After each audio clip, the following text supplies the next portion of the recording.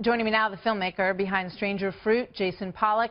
Jason, good to have you here. Good evening to you. Hello. Hello. Hi, how are you? I'm great. I am simply stunned by that report. Simply stunned. All right, Beautiful job. You Fake can be News simply stunned, 101. Hold on. I have a question for you, okay? Because yes. To me, what are you proposing legally? It makes no difference whether a robbery happened or a trade for pot happened, or whether a bank got robbed or he was home doing his homework. What matters is what happens in the street when he and Officer Wilson encounter each other. So why have you focused so heavily on what happened in the convenience store?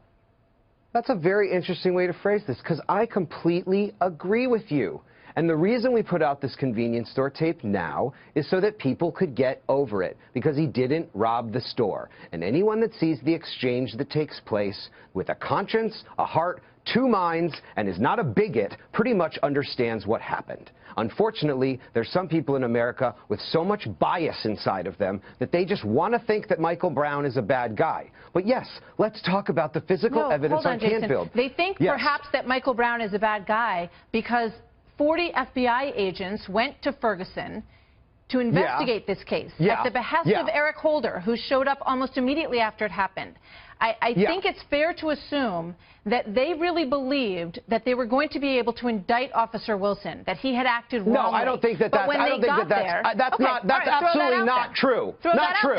Don't just say that. No, you're just saying plenty of things. So let me just, throw one thing out. The FBI agents went down there. Eric Holder went down there. To indict Darren Wilson? Darren Wilson? No way. You know how the system works. These cops get off every single time. Bob McCullough has been the prosecutor for over 2 decades. And for 23 years. Excuse me. Let me just finish this. For 23 years, according to the Washington Post, there has not been a prosecution of a single police shooting in St. Louis County. So you believe, hold on, now it's my turn. Single one of them? None of them are indictable? It's my turn. You're suggesting that 40 FBI agents were all in cahoots. I'm suggesting the Department of Justice failed. That this person was not indicted.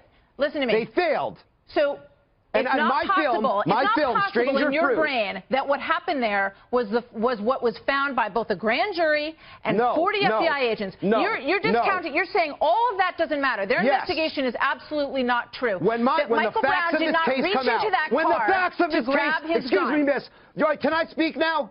When the facts of this case come out in my film, Stranger Fruit, the real facts of this case, the facts of this case that Bob McCullough doesn't want us talking about, like the fact that Michael Brown was shot in the head and a bullet came out of his eye. Do you know how that would happen? When your head is down and there's a bullet in the ground. In their report, there's a bullet in the ground by Michael Brown's head. Now, how would a bullet go through here, out of his eye, and then get stuck in the ground? What I know is that there were 3 different forensic investigations that were done that showed that he was shot in the front. They failed him. Everyone in the country was told this narrative that he was shot in the back. You know how many black men are in jail right now? You know how many black men are in jail right now for nothing? Because the Department of Justice failed them? You know how many black men are in jail right now? Don't tell me because they closed the book on it. We're okay. My film will show the public the truth, ma'am. And if you want to know the truth, you should watch it. Yeah, okay. I don't know why you got so hung up on what happened, whether he was trading pot or trading